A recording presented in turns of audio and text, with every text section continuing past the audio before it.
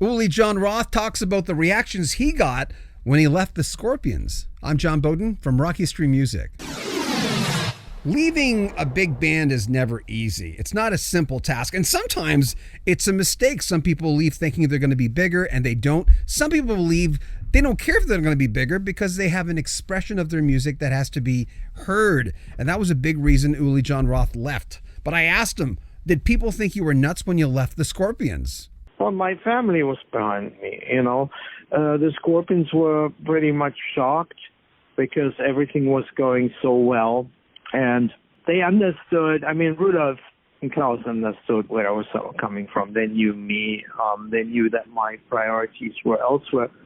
But a lot of outside people thought that I have a screw loose to leave a band which is on the verge of major success and do something much less commercial.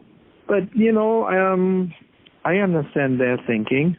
And obviously they don't understand mine, but that's horses for courses, I'm really curious about this. What were the albums you were listening to when you decided to leave home, or in that era? Well, my dad died when I was 17, and I didn't listen to any albums with my dad. My dad was very musical, but we didn't listen to albums at home. Mm-hmm. I had my own albums in my room. And what were those? So, usually, apart from the Beatles stuff, when I was 17, I had a lot of classical albums. I listened to classical guitar playing. My favorite was Julian Bream, the fantastic classical guitar player back then. I was very influenced by his playing, his interpretations. I had Segovia records, I had flamenco records. That's what I listened to when I was 17. And I had classical albums, violin concertos, Brahms, Tchaikovsky, Mendelssohn, you name it. Those were the albums that I had, and others too. I didn't really listen to rock at that time. I had kind of left that behind me largely. More intense while I was between 14 and 16, I guess. But once I started getting 16, I started being more interested in the classical.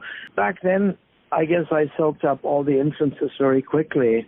It shows in your music. It really does, because I look at these nice themes when you go into those dreamy parts of some of the songs you have, and even the faster ones for that reason.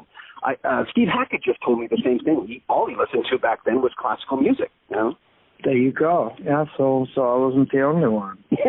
This is a 9-part series on Uli Jon Roth and his great guitar playing, his career, his 5 albums with the Scorpions, including the famous Tokyo Tapes live project. And we have a special video on our sister channel, Rock History Book, where we talk about the first Electric Sun album. It's the first thing he did when he left the Scorpions. It's called Earthquake. He takes us track by track, and you find out a lot of interesting things about his life, why he left, some songs that were recorded or actually written while he was still with the Scorpions, which he didn't think would fit. That's on Rock History Book. There'll be links in the description of this video. Make sure you comment on our video, subscribe to our channel, and share our videos. I'm John Beaudin from Rock History Music.